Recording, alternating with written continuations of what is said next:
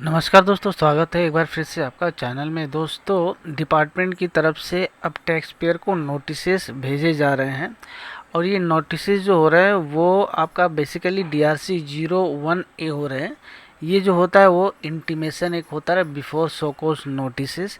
अब ये जो नोटिस जा रहा है ये जा रहा आपका रिटर्न स्क्रूटनी को लेकर। जी हाँ दोस्तों, जब आप रिटर्न फाइल करते हैं, अब डिपार्टमेंट आपके जो रिटर्न्स हैं उसके जितने भी डिटेल्स आप प्रोवाइड करते हैं उसमें उसको वेरीफाई कर रहा है, काउंटर चेक कर रहा है और उसमें अगर कोई डिस्क्रिपेंसी मिल रही है तो फर्स्ट स्टेज में आपको DRC 01A इशू कर रहा है बिफोर इशूइंग एनी सोकोस नोटिस, ताकि जो डिस्प्यूट्स है, डिस्क्रिपेंसी है, वो सेटल की जा सके। अब आपके पास अगर आ गया होगा ऐसा नोटिस या फिर नहीं आया तो ये आपके ऑडिट में ज़रूर पॉइंट उठने वाले हैं, जो आज हम लोग इस वीडियो में डिस्कस करने वाले हैं। क्या चीज़ है, कौन सा पॉइंट है और इसको आप कैसे काउंटर कर सकते हैं। बहुत इंपॉर्टेंट वीडियो होने वाला है। इंपॉर्टेंट वीडियो होने के साथ साथ आप इसको ज़्यादा से ज़्यादा लोगों को शेयर करें ताकि इन्फॉर्मेशन जो है बहुत लोगों को तक पहुंच सके। लाइक शेयर करते चलिएगा, चैनल को सब्सक्राइब करके बेल आइकन कॉल पर सेट कर लीजिए रेगुलर वीडियोस पाने के लिए।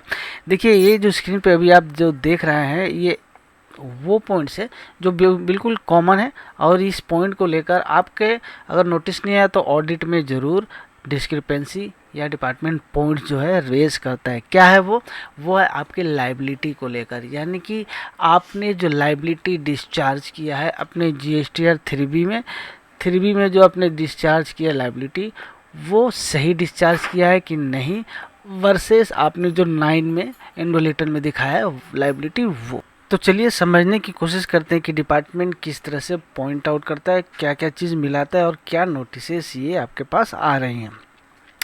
देखिए, GSTR 1 में हम लोग आउटवर्ड सप्लाई डिटेल डिस्चार्ज करते हैं। उसमें सारा जो ब्रेकअप होता है आउटवर्ड सप्लाई का, आपका B2B हो गया, B2C हो गया, एक्सपोर्ट हो गया, सारा हम लोग डालते हैं। तो GSTR 1 में हम लोग एक आपका अपने लाइबिलिटी को डिस्चार्ज करते हैं। उसके बाद अब जब हम GSTR 3B भरते हैं तो उसमें अपना लाइबिलिटी सेटल करते हैं। उसके बाद GSTR 9 हम लोग 9 और 9 से जब भरते हैं तो उस समय अगर कुछ प्लस माइनस रहता है तो हम लोग एक्चुअल बेसिस पे GSTR 9 भी भरते हैं, 9C भी भरते हैं। ठीक है, ये स्टेज होता है अपने आउटवर्ड सप्लाई रिपोर्ट करने का। तो डिपार्टमेंट अभी क्या कर रहा है कि आपका जो ये जितने भी स्टेज है, यानी GSTR 1, GSTR 3B, GSTR 9, 9C, सारे जगह आपने जो आउटवर्ड सप्लाई का डिटेल डाल रखा है उसको क्रॉस चेक कर रहा है कि कहाँ पे स्क्रूटनी, कहाँ पे पॉइंट है, कहाँ पे डिस्क्रिपेंसी है। तो आपको एक चीज़ ध्यान में रखना होगा, जब भी आप अपने आउटवर्ड सप्लाई डिटेल कहीं पे पंच आउट करें, कहीं पे आप डिस्क्लोज करें, यानी आपका GSTR 1 हो गया, 3B हो गया, दोनों को जगह पे आपको सेम आउटवर्ड सप्लाई देना होगा। देखिए, इस केस में हम लोग बस समझने की कोशिश करते हैं कि डिपार्टमेंट ने क्या किया है। देखिए, लाइबिलिटी इन GSTR 1 में लाइबिलिटी अगला ने दिखा दिया है। यहाँ पे देखिए, IGST इतना, CGST इतना, SGST कितना। ठीक है, ये आपका GSTR 1 में डिटेल यहाँ पे दिखा दिया यहाँ पे।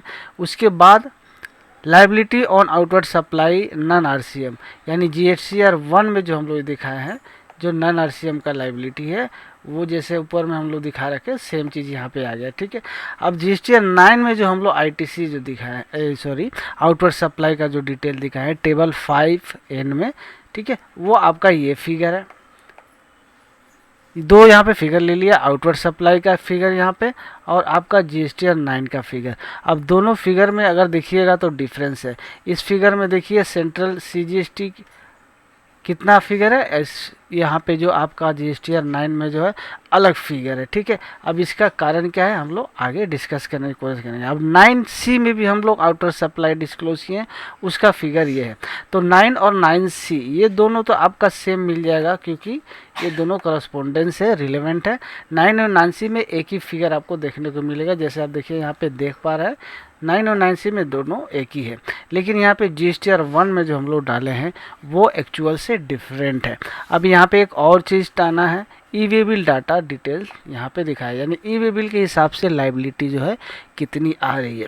ये चारों लाइबिलिटी यहाँ पे GSTR, पहली लाइबिलिटी आपकी क्या हो गई, पहली लाइबिलिटी ये वाली, दूसरी लाइबिलिटी 9, तीसरी लाइबिलिटी 9C और चौथी आपका ई वे बिल के डिटेल्स। ये 4 लाइबिलिटी कंपेयर करके अब इन्होंने क्या किया है, यहाँ पे जो मैक्सिमम जो है इन चारों में से उसको यहाँ पे पकड़ लिया है। Liability on which outward supply is considered for the data analysis. ठीक है, अब सबसे जो मैक्सिमम वाला डाटा है, मैक्सिमम जो वैल्यू है वो यहाँ पे कंसीडर कर लिया है। उसके बाद उसको कंपेयर कर दिया भाई 3B जो आपने भरा है 3B उसके फिगर से। तो यहाँ पे देखिए 3B जो आपने भरा है वो और आपका जो मैक्सिमम लाइबिलिटी जो है उसमें डिफरेंस हो रहा है, ये डिफरेंस। अब ये डिफरेंस निकाल कर भैया डिपार्टमेंट ने दे दिया कि आपने ये तो शॉर्ट डिस्क्लोजर ऑफ लाइबिलिटी किया है, शॉर्ट पेमेंट ऑफ लाइबिलिटी किया है, तो आपको ये डिस्चार्ज करना पड़ेगा, आपको ये लाइबिलिटी पे करनी पड़ेगी। इतना ही नहीं, इसके बाद अंडर सेक्शन 50 के अंतर्गत उन्होंने 18% के हिसाब से आपका ये जो इन तीनों पर इंटरेस्ट भी चार्ज करके दे दिया है कि भाई आप इंटरेस्ट भी पेमेंट करो along with the tax paid. तो ये डिपार्टमेंट ये क्रॉस चेक कर रही है, यानी कि आपके जहाँ जहाँ आउटवर्ड सप्लाई आप डाल रहे हैं उन सभी स्टेज को एक दूसरे से कंपेयर कर रही है। मैक्सिमम जो है उसमें कुछ डिफरेंसेस आ रहे हैं, तो वहाँ पे उनको लग रहा है कि यहाँ पे कुछ ना कुछ डिस्क्रिपेंसी हो सकती है और उसी का डिफ्रेंशिएट करके उसको 3B से कंपेयर करके ये नोटिसेस आपके पास आ रहे हैं। तो अब उसके ऊपर इंटरेस्ट इन्होंने चार्ज करके दे दिया। अब ये आपके पास नोटिस आया या फिर अगर ऑडिट के दौरान ये पॉइंट रेज किया, तो अब इसमें आपको करना क्या है, आपको कैसे वे आउट है, आप कैसे इसको रिप्लाई कर सकते हैं, इसको काउंटर कर सकते हैं। देखिए, जब भी आप अपना आउटवर्ड सप्लाई डिस्चार्ज करते हैं तो मंथली जैसे आपका रिटर्न है, तो आप मंथली आपने GSTR 1 में जितना डाला है GSTR 1 और वर्सेस 3B इसको हमेशा आप कोशिश करिए इक्वल डालने के लिए। ठीक है, 20-20 में कभी एडजस्टमेंट हो सकता है किसी मंथ में, तो आप डाल दीजिए। जैसे 16(4) के सेक्शन के अंतर्गत जो भी अगर नवंबर से पहले पहले है वो आप किसी मंथ में डाल सकते हैं। लेकिन जब आप GSTR 9 या 9C भरेंगे उस समय एक्चुअल बेसिस पे हम लोग भरते हैं, तो एक्चुअल जो वहाँ पे डाटा आता है वो उसके हिसाब से आप GSTR 9 भरेंगे। अब उसी के बेसिस पे आपको एक अपना पूरा बुक्स ऑफ अकाउंट का रिकॉन्सिलिएशन करके रख लेना होगा कि भाई हमारा टोटल एज पर बुक्स कितना लाइबिलिटी आ रहा है एक्चुअल बेसिस पे, और 3B में हम लोगों ने पूरे साल में कितना दिखाया है। उसका अगर कोई डिस्क्रिपेंसी, उसका अगर कोई डिफरेंस है, उसको आप फाइंड आउट करके रख लो क्या रीज़न है उस डिफरेंसेस का। अब इस रीज़न पता रहेगा तो आपका सुविधा होगा, कहीं भी आप करस्पॉन्डेंस कर पाएंगे, कहीं भी आप रिप्लाई दे पाएंगे। जैसे हम इस केस में देखिए जो ऊपर में उन्होंने नोटिस दिया उसके लिए हम लोग आउटवर्ड सप्लाई का पूरा एक रिकॉन्सिलिएशन तैयार कर लिया, टैक्सेबल सप्लाई और नॉन टैक्सेबल सप्लाई। यहाँ पे दो चीज़, टैक्सेबल सप्लाई और नॉन टैक्सेबल सप्लाई। तो बेसिकली यहाँ पे तो टैक्सेबल सप्लाई की बात हो रही है, शॉर्ट पेमेंट ऑफ टैक्स। ठीक है, तो यहाँ पे टैक्सेबल सप्लाई में देखिए यहाँ पे पूरा टाइप वाइज कर दिया गया, B2B सप्लाई कितना है, एक्सपोर्ट सप्लाई कितना है, उसका क्रेडिट नोट यहाँ पे दे दिया गया। अब उसको नेट करके यहाँ पे निकाल दिया गया टैक्सेबल सप्लाई कितना है, CGST, AGST, IGST टोटल का यहाँ पे समेसन कर दिया गया, टैक्सेबल वैल्यू भी यहाँ पे डाल दिया गया।